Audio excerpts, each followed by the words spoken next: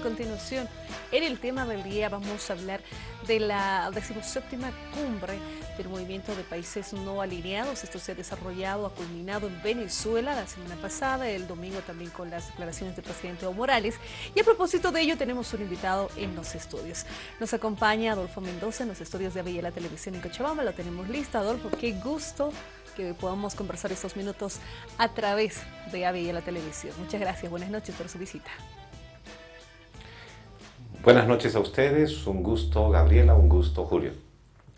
¿Cuál ha sido su lectura, su expectativa sobre este evento que acá con Julio decíamos es uno de los más importantes porque es el segundo después de la Organización de Naciones Unidas en cuanto a la cantidad de países que aglutina? Sin embargo, aquello no ha sido reflejado con toda la fuerza a través de los mismos medios de comunicación a nivel internacional, incluso acá en Bolivia.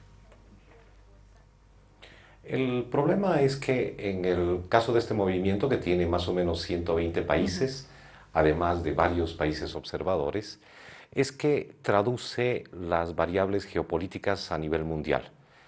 Es un movimiento por excelencia de aquellos países que actúan con base en una lógica distinta en términos geopolíticos, que ahora en esta cumbre en Margarita, en Venezuela, se empezó a relanzar y a fortalecer, especialmente con base en los cuestionamientos de la problemática de ciudadanos del mundo refugiados, con varios de los escenarios de intervención militar en el mundo entero, con todas las intentonas golpistas y en algunos casos ya golpes consumados en países como en América Latina, pero también en África y en Asia.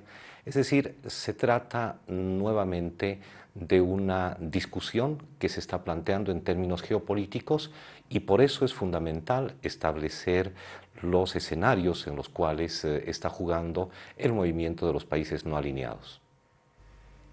Adolfo, un saludo desde La Paz. El presidente Evo Morales ha informado o han declarado hace muy pocas horas que Bolivia va a pugnar por hacerse de la presidencia del movimiento de países no alineados. Supongo que en alguna medida buscaremos repetir la gran experiencia que significó el G77. A propósito de esto, me gustaría una diferenciación cualitativa tuya acerca de lo que son los no alineados y lo que es el G77, que también aglomera una cantidad significativa de países que forman parte del sistema de Naciones Unidas. La característica del movimiento de los países no alineados radica, a diferencia del G77, en temas que tienen que ver con los nudos centrales del orden geopolítico a nivel internacional. Mientras en el caso de G77 se focaliza fundamentalmente los temas de desarrollo, los logros del milenio, y con base en eso se establecen otro tipo de objetivos. En el caso de la cumbre de países no alineados, la perspectiva es un poco más abarcadora en términos geopolíticos. Precisamente por eso, uno de los elementos distintivos de la declaración de Margarita radica en llamar a la reforma de Naciones Unidas con dos elementos que me parecen en este momento a nivel mundial fundamentales.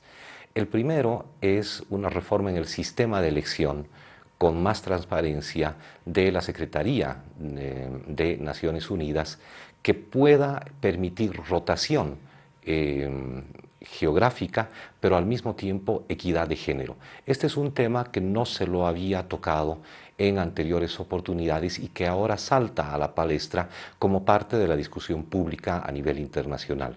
Y el segundo elemento es el de la reforma de Naciones Unidas, específicamente del Consejo de Seguridad. No solamente como un eco respecto de lo que ocurrió en otros escenarios, sino a partir de la necesidad que se debe implementar con lo que ocurre ahora a nivel mundial, con una tendencia al unipolarismo frente a la perspectiva de los países no alineados, que más bien pretenden favorecer la multipolaridad para generar equilibrios geopolíticos. Y un otro tema que traduce también la diferencia actualmente con lo que ha ocurrido con la declaración de Margarita es la perspectiva abierta por Bolivia del diálogo de los pueblos, de la diplomacia de los pueblos, a través de un punto de la resolución que trata de la comunicación intercultural, de modalidades de vínculo que no solamente tienen que establecerse de Estado a Estado, sino de pueblo a pueblo. El concepto de interculturalidad empieza entonces a adquirir un otro tono, una otra tonalidad en el concierto internacional. Pero además, lo fundamental en esta cumbre fue la crítica a las sanciones unilaterales y la crítica a la distinta modalidad de intervención, no solamente militar, sino también política de Estados Unidos, de Norteamérica, pero también de sus aliados en la OTAN. Este ha sido un elemento muy fuerte que acompaña a otros que son de capital interés para las bolivianas y bolivianos. Por ejemplo, el llamado a fortalecer los mecanismos del derecho internacional y entre ellos la resolución pacífica de los conflictos. Bueno, hay varias diferencias, estoy mezclando un poquito ya con las resoluciones, pero eso nos permite entender más o menos por dónde va la lógica de la cumbre de Margarita del movimiento de países no alineados. Adolfo, mira, ¿cuál es el peso que tienen los países no alineados en este tipo de solicitudes, de resoluciones, de propuestas que surgen precisamente de estos países? Bien lo decías, el tema de las modificaciones, el Consejo de Seguridad de la Organización de Naciones Unidas, pero también algo que se está viendo con mucha fuerza, ha sido muy criticado y observado, es el tema, por ejemplo, y salto a lo que sucede en Siria, a este tipo de situación que se vive en el Medio Oriente, a este intervencionismo que decíamos por un lado militar y también el otro lado político. ¿Cuál es el peso, si estamos hablando, el peso, me explico, el peso que tenga para poder, como países que están aglutinados en el movimiento no alineado, demandar esto ante las potencias? Y ese control que existe precisamente en quienes tienen ese poder en los organismos internacionales. Esta reunión es una especie de antesala, es una especie de juego preliminar respecto de decisiones que se pueden asumir y discutir en el seno de Naciones Unidas. No nos olvidemos que el movimiento de países no alineados fue en su momento un factor de equilibrio en la Guerra Fría, fue un factor que lanzó una política internacional respecto de la problemática de la deuda externa y un movimiento que al mismo tiempo favoreció muchos de los procesos de liberación nacional luego de la Segunda Guerra Mundial. Entonces, el peso de esta cumbre es un peso fundamentalmente geopolítico que permite un diálogo fundamentalmente de las relaciones sur-sur, pero que juega como antesala de otros escenarios de discusión formal de los equilibrios continentales y de los equilibrios macro-regionales.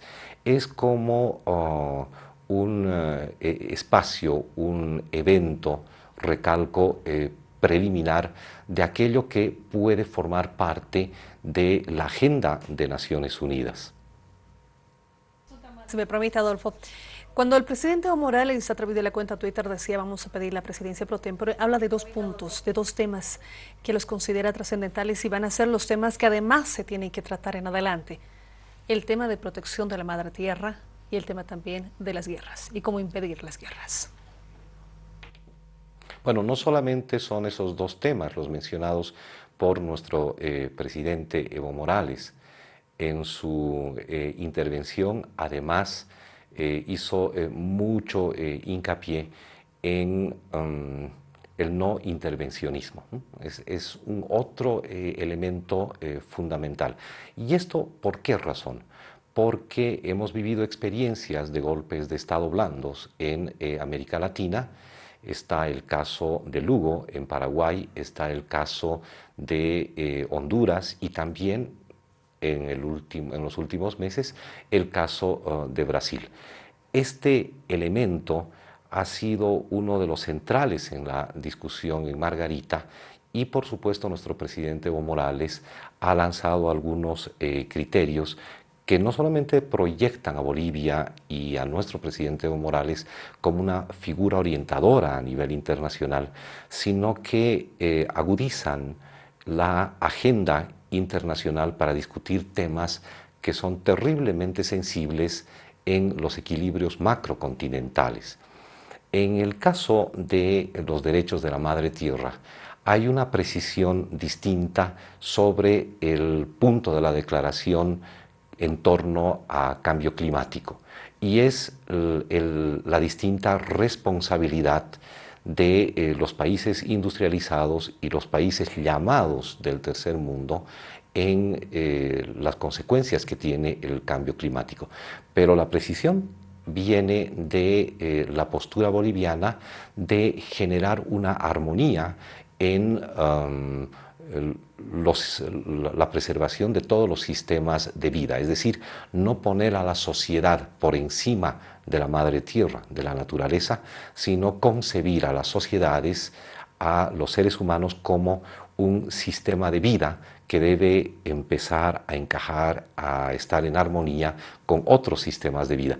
Entonces hay cambios fundamentales en los discursos, sea en el caso de la madre tierra, pero también en el caso de los derechos humanos, con la fuerza que se le da a los derechos colectivos que acompañan a los derechos de libre determinación de los pueblos.